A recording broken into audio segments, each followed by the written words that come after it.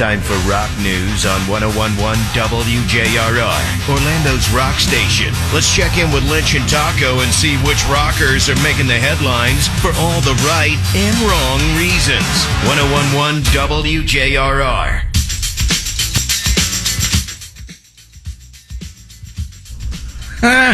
The button got him. Week wouldn't be complete without that happening at least once. Hey, real quick before we get to rock news, keyword to rock the bank this hour was fun. F-U-N, fun. Wouldn't it be fun to win $1,000 this morning on the Lynch and Taco show? Thank you, because people were asking me what it was. Fun. Enter that. WJRR.com. Get about a half hour to get it in. So if you're driving, wait till it's safe to do so. Now you can do this every hour. There'll be a different keyword every hour. Rock News is brought to you by our Tuesday Ticket Takeover. That's another opportunity to win stuff on our Instagram. It's full passes for some... Welcome to Rockville. Oh, yeah, that thing. Big old JRR show coming to Daytona. All right. Congratulations to Ghost, becoming the first hard rock band in over 4 years to land at number one out of the gates with the release of their new album, Skeleton. Lands at number one on the Billboard 200 chart. Wow. First hard rock to place at number one, debuting since which release? What was the last hard rock band to land at one on the Billboard Top 200 with their new album? AC/DC? Correct. Wow. Very good for Power Up back in 2020. Steven Tyler and Joe Perry took to the stage for the first time together since Aerosmith's last show in 2023.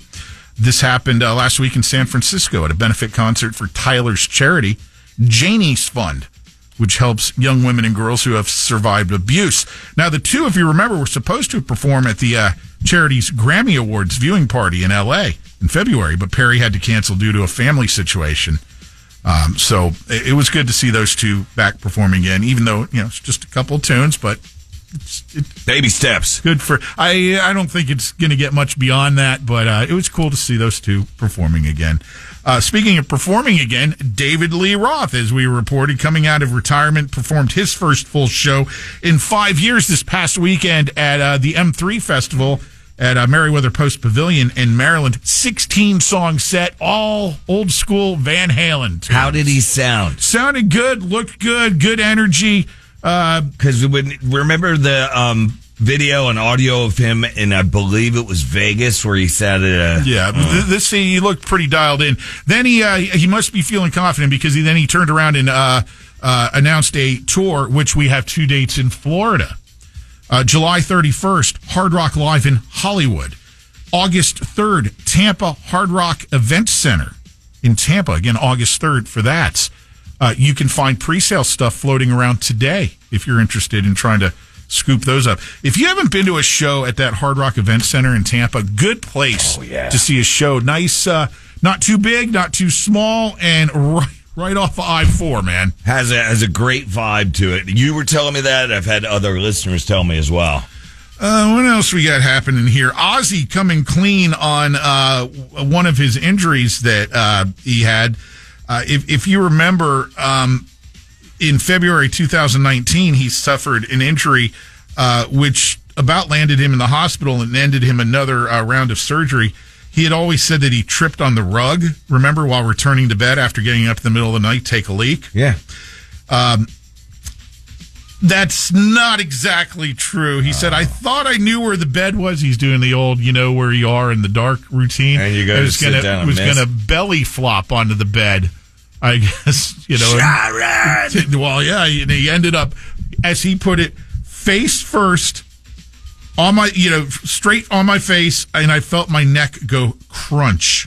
And he did yell, Sharon, call an ambulance. Ozzy. Come on, Oz. He is continuing to do his best to be in as good a shape as he can be for the July 5th, Black Sabbath / Ozzy solo performance and send-off, and, to kind of just put an exclamation point on it all. He is still aiming to do 5 songs with the solo band and 5 songs with Sabbath. Hit the fart fan. Oh, sorry, it was Cinco de Mayo yesterday. It's always something. Come on. Green Day teaming up with 7-Eleven for a new exclusive Slurpee drink flavor. It's called Kerplunk Candy Grape. Tribute, of course, to the band's 1992 album, Kerplunk. They say the drink is sweet and slightly twisted, that tastes like cotton candy with hints of grape. All right, so if you're big, go get a Slurpee headache with a Green Day one. Okay. Those are those, man. I love a Slurpee, but Slurpee headaches are the freezer head. Well, they are. Those things just come at you out of nowhere, man. Mm-hmm. What else we got you gotta here? Stick your tongue on the roof of your mouth, they say works. I tried that and it never seemed to work for me. It didn't really work too well for me either. Yeah. If you were watching any of the Kentucky Derby over the weekend, you might have noticed one James Hetfield making an appearance. Went to visit and say hello to Sandman, one of the horses that was in the Derby over the weekend. And yes, Sandman was named in honor of the Metallica song. And I guess the stable crew and whatnot, all huge Metallica fans. That's cool. James had sent them a bunch of Metallica gear, and he thought, hey, why not? I'm going to the Derby. I'll show up, and saw him on TV. I'm like, there's James Hetfield saying hello to Sandman. That's pretty cool. Isn't that funny? Metallica meets Derby. With all the quaint hats and exactly. It's surreal is what it is to think,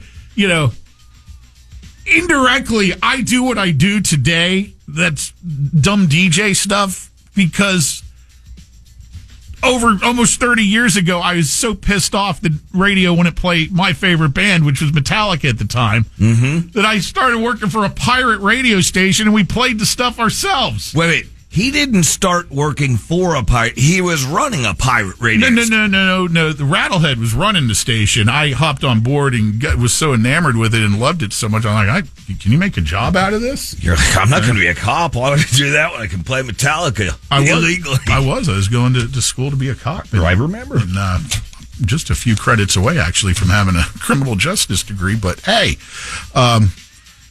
one other Metallica note here. The band recently played Toronto, and Kirk and Robert took time to go say hello to Alex Lifeson and went out to dinner, went back to Alex's place, then the three of them jammed together, which is kind of cool. If you're at dinner and you see the three of them at a table near you, wow.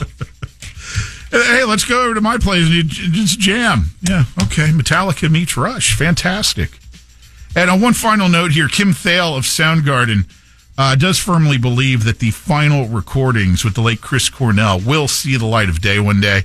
He says it'll be a great gift to the fans. Also, he believes it'll be a great gift to the late Chris Cornell as well. Cornell's widow, Vicky, and the band members and management have been embroiled in all this stuff. They settled, for the most part, everything out of court. And then now there's this whole social media, who controls the social media thing that they're dealing with. But as far as the songs that were partially completed, I think Thale is probably accurate that those will see the light of day. They have to come out at some point. He said, it's not just, it's all of us that were involved with this. So we'll see. The question is how long. How long will it be before they actually come out at some point? So there you go. I think that's about all I got this morning. Good bowl full right there. All right. That's your rock news. Follow the